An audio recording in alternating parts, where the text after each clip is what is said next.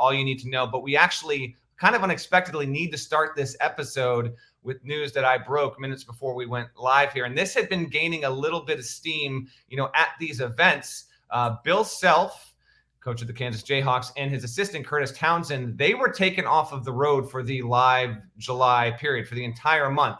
To be clear here, some coaches, when I first got tipped to this, some coaches believe it was spring and summer. I can't actually confirm that it was definitely spring. There's a potential for that as well, but they were 100% off the road for the live July period. This obviously stems back to the years-long NCAA case. If you're listening to this podcast and getting to it late Sunday or Monday, Nada, let's just make sure we put that news or that headline in the pod description on YouTube and in the pod, be it on Apple Podcasts, Spotify, etc. You can go read it there. Just a quick headline there. But this is significant. It's Bill Self, one of the best recruiters of the past 2 decades, coming off a national championship and not being able to be on the road at these events. There's more to the recruiting than just showing up and being at the games, as Adam Cannon will attest to.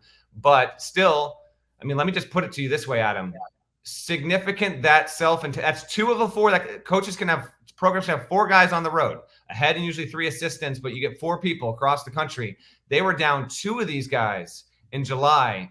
From a practical standpoint, in your opinion, Adam, how impactful is this for Kansas to not have Self be able to see these games? And oh, by the way, it's to be determined whether or not Self can even now. Maybe I want to be clear on this before I tee you up. Maybe Self and Townsend can be texting these guys, but some schools in the past have actually put an outright ban. No contact period. You can't be on the road. And if you're on this suspension, if you will, you can't contact recruits. So we don't know if that's the case with Bill Self, but be it if it's not or if it is, just not being at the games to be able to say you were there, your head coach, Adam, how damaging is or isn't this for a program like Kansas as its case continues to go without near resolution here?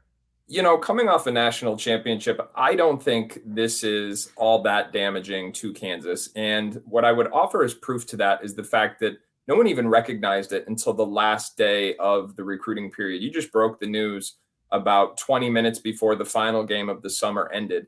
And the reason why that's relevant is because you can usually tell a school's recruiting priorities based on the locations of a head coach. And the schools in which Kansas is recruiting against was no doubt making that point. You're going up, whoever it is you're recruiting, if they're recruiting against somebody else, that other school saying, hey, where's Coach Self? We've got our head coach here. So the fact that it didn't come to the forefront of people's attention until the final day of the period is, to me, indicative of the fact that, hey, this isn't necessarily as big of a deal as we think. As you mentioned, this is rooted all the way back in the FBI case of years ago. In my mind, Kansas has already gotten over kind of the negative impact that case had in their recruiting. We saw them just deliver a monster recruiting class last year. So when you're riding that type of wave of momentum, both a star-studded incoming recruiting class as well as a national championship, the fact that Bill Self isn't on the road in July, in my mind, is not that big of a deal long-term. And getting feedback from a few coaches, some echoed that exact thing. Some thought it was notable, and I would agree with this take, in that Kansas privately has been fighting tooth and nail pretty much almost every single allegation in detail in the notice of allegations from the NCAA and from the IARP, and trying to hope that they can win out with its lawyers and beat this process, even though there are 5 level 1 allegations against Kansas. That includes a lack of institutional control, which has been a biggie in years past in terms of a postseason ban. Bill Self has a coach control charge. I'm not going to completely run down the history of this Kansas case. In fact, if you've listened to this podcast for any amount of time, we have talked about the Jayhawks in this specifically. So you're more than likely familiar with it. Whether it affects how good Kansas's recruiting class will be is interesting. There has been a precedent in years past with Blue Bloods. North Carolina obviously comes to mind. The cases were not remotely the same, but Carolina was caught in the muck for years and years and years with the academic case. It did. Roy Williams talked about it on the record. It did have an impact on their recruiting. With Kansas, this has been going on and on, but this is the first indication of compliance on behalf of Kansas with the NCAA and the IRAP, Adam.